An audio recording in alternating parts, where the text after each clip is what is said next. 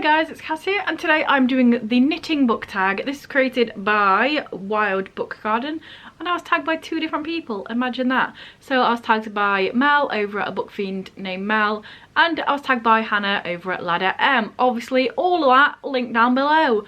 And let's just get into it. It's all about knitting, but make it book related. So question 1 is cast on. The first section you scope out in a bookstore / library / online book shopping. So, depends. Online, for example, if I'm on Amazon, the first place I'll probably look is my own wish list to see if the books that I'm already interested in have gone down in price. And then online, it's just a random one. Normally it's because I'm looking for something in particular or someone's mentioned a book, so I'm like, oh, I'll just chuck that on my wish list or something. In person, I don't really book shop in person in proper shops, but I do charity shops. I do very much enjoy a good charity shop haul. So when I'm in charity shops, normally I'll look at everywhere, but the main bits I scope out first, especially in like my local ones that I know about. So there's an Oxfam book shop. It's just all books. A lot of charity shops is just like, here's the book section, but that's just books. So I always go straight to the fantasy section, the YA section, and the, what's it called? It's like travel for polar books, to see if I can find polar books. So yeah, those are like the 3 places. When I go in my main Oxfam shop, I go in there, like bang, that way is for looking for polar stuff, that way is for looking for fantasy, and right next to fantasy is YA, so let's just have a look at all of that. But then I look everywhere as well. Question 2 is knit. Obviously a staple of knitting. A super hyped book that completely delivered for you. So for this one I'm going for an oldie but goldie. The Hunger Games by Suzanne Collins. I didn't read this series until all of the films had come out, and somehow I managed to not get spoiled for all the stuff. But this book was 5 stars. It was great. I see all of the hype. I understand the hype. The hype was real. It's a great series. Question 3 is Purl. As important as the knit stitch, but probably not as famous. True, I ain't got a clue. Name a character you think deserves more love, either from the fandom, author, from other characters in the book, etc. I think my character fits into all of them. It fits into needs more love by the characters in the book, needs more love from the author, and needs more love from the human race in general that read the book. And that character is, of course, Noah from The Raven Cycle by Maggie Seabutter. I just think he's great. He's really quiet in the background. He's a small child and I love him.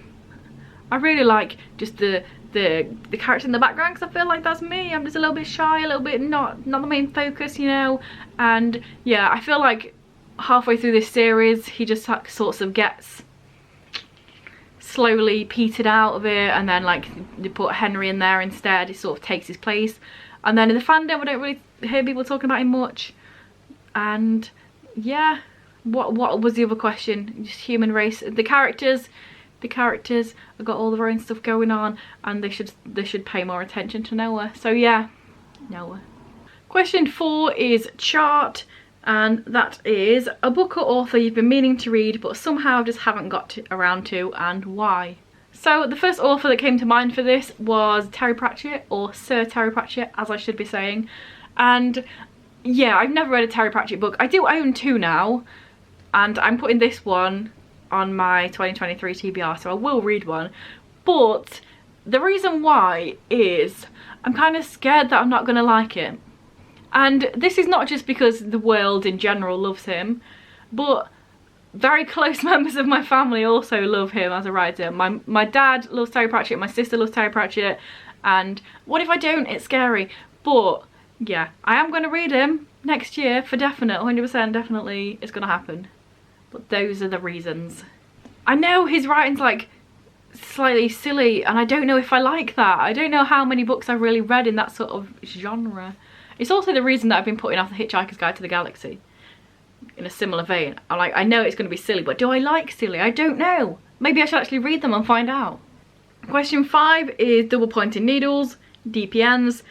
Recommend a series you can actually read out of order, and one that people might think you can read out of order but actually can't. So the second half of that, what the fuck? No idea. I've not got an answer for that, because why would people think they could read a series out of order but they actually can't? I don't know. I do have one for a series that you can actually read out of order though.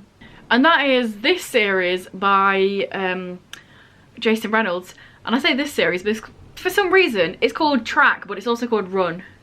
Like this says Track book 1, this says Run book 3. No, the opposite way around, this is Ghost. This says Track 1 and this says Run 3. I do have number 2, but yeah, and this is just like a companion series about these 4 characters that are all on the same running team, and then it tells you like from their perspective and their life and what they're doing and stuff. You can read them out of order because it's just like all of them are in all the books, but it's based on one of them, and yeah. But why has it got 2 names? I'm wondering maybe it's like an American thing and an English thing, but also why? It's not like it's Track and Run. Why? They're singular words. It didn't need to be changed. But yeah, you could definitely read this series however you want. Question 6 is Cables, a book you heard negative reviews of but ended up loving. So for this one, I'm going with King of Scars by Leigh Bardugo. And it's not even that it was like negative or bad. I put this off for so long because I was just very meh. Like, I only heard meh things. People just seem to think, it exists. And I put it off because I thought, oh, maybe it's not that great. And then I read it and I really enjoyed it. So yes, definitely fits for this question. I loved it. I gave it 5 stars and I hardly ever give books 5 stars. What's going on? Question 7 is Skein. Why do we still sell yarn like this? I googled it because it sounds like it's like a weird thing, and it's just what yarn looks like to me. It's called a skein. It's just a blob of wool. But yes, the question is a trope you can't stand. So I've been saying for ages that I'm going to do the 10 tropes I don't like, and I will do that very soon. I did the 10 I liked probably like 2 months ago. It will happen eventually. So I'm just going to go with a really obvious one because, you know, everybody knows it by now. Unnecessary miscommunication. I hate it. I hate it when it's just for convenience or just to push the plot along. I hate it when it's something that could just be resolved with like a sentence. I hate it when characters are like, I can explain, and then don't say the 7 words that could literally explain. And then it's a whole big mess for no reason, just because you want drama in your book. It's lazy, quite honestly, and I really don't like it. So yeah. We're about halfway through, so I'm going to head on over to a message for one of the spons, and then I shall be back with the rest of the questions.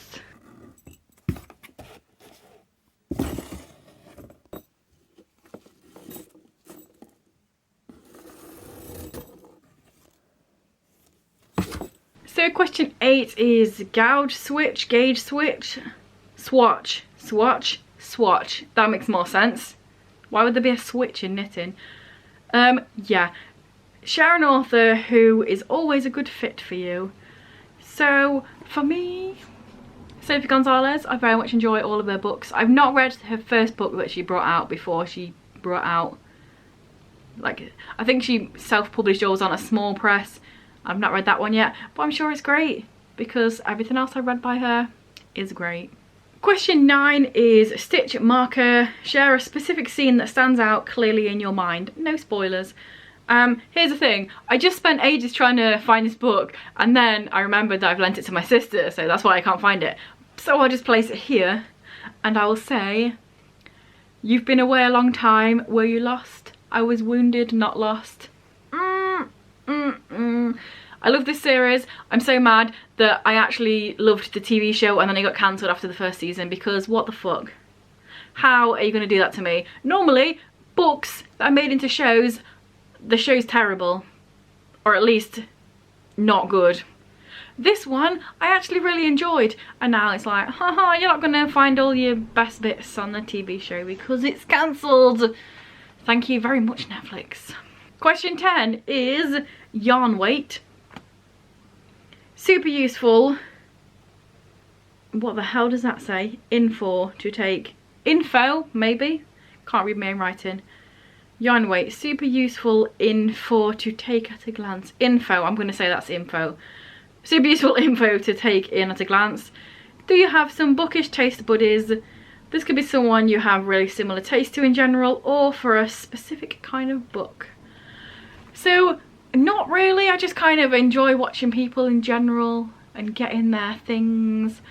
I used to, well, they don't post anymore, but they do live streaming shows. But yeah, so there is one person I've got in my mind, but they don't post on here anymore, so what's the point of even mentioning them? But I'm gonna, because we have very similar tastes, and that's kind of like our thing. We just like all the same books. But in general, people, I like stuff, I don't like stuff. Yeah, that was a terrible way of answering that question, but it's answered. Deal with it. 11 is that novelty yarn someone gifted you because they heard you like knitting, but it's impossible to work with. What's a book that looked perfect for you on paper but just didn't work out? And for this one, I was thinking and I was wondering and I was trying to figure it out, and then bang, The Red Pyramid, or just the Skein Chronicles in general by Rick Riordan. Rick Riordan, love him as an author. His books are great. Percy Jackson, great. Magnus Chase, great. Flipping Apollo, great. This series, no. Give this book 2 stars. It was a slog. It was too long. I didn't enjoy the characters. The myths, it was Egypt, which sounds good on paper, like the question said, but it was just so not good, unfortunately, somehow. Rick Riordan, what were you doing? I didn't like the romancy aspect. Like, all of the characters had like 3 different people they were interested in, and the whole point of Rick Riordan's series is that the relationshipy stuff comes at like right at the end of the series, because it's not the big focus, because there's like stuff to do with the gods and the kicking off. And also, I really didn't like the way it was written, because it was like they were recording it after the fact and then they kept bickering on page in brackets like, no, I'm telling this bit of the story, shut up, no, I'm doing it. And it was really irritating, and yeah, didn't enjoy it, unhauled it. Not good, in my opinion. Next question is Scarf. The perfect starter project. Recommend a good book for getting into a genre or kind of book. So, because it's kind of my brand in a very different way, because like nobody else cares about this shit, I'm gonna say The Expedition by Bia Uzma is a really good way of getting into Polish expeditions. Nobody wants to, but hear me out. It's really good because this is a book following Bia Uzma, who read about this expedition. What happened is that these men flew off in a balloon and they weren't heard for years, and then like many years later their bodies were found, and it was a big mystery of why they died, because they had enough food and ammunition and clothing, like everything was they had that they should have been able to survive, but then they didn't. And then this is like 100 years after that, and she's trying to figure out what's going on. So it's not as dense as some of the actual like polar expeditions written by people on there that were written in like the late 1800s, early 1900s. They might be a bit dense if you're not into that, but because it's from her point of view and she's going around, and also there's like pictures, there's charts, there's all sorts of little things in here. For example, there's like a whole section where it just goes into their diaries and trying to figure out what they said and what it would mean, and if something happened to somebody, maybe that was a cause for later on. And you've got your mystery aspects there, you've got your exploring aspect there, and yeah, it was a good time. I read it all in one go. I just found this randomly for £1, never heard of it before, but it's really good. Question 13 is socks. Handmade socks are way harder than they look. Talk about an underappreciated author who deserves more hype. Now here, I could just talk about my sister, but I do it every video, and you're probably sick of it, even though you should definitely check out Kay MacLeod. Just saying, but I'm going to mix it up a little bit. And I'm going to say Andrew Smith, because yeah, you've probably heard of this book, Winger. And yeah, you've probably heard of this book, Grasshopper Jungle. But have you heard of these books?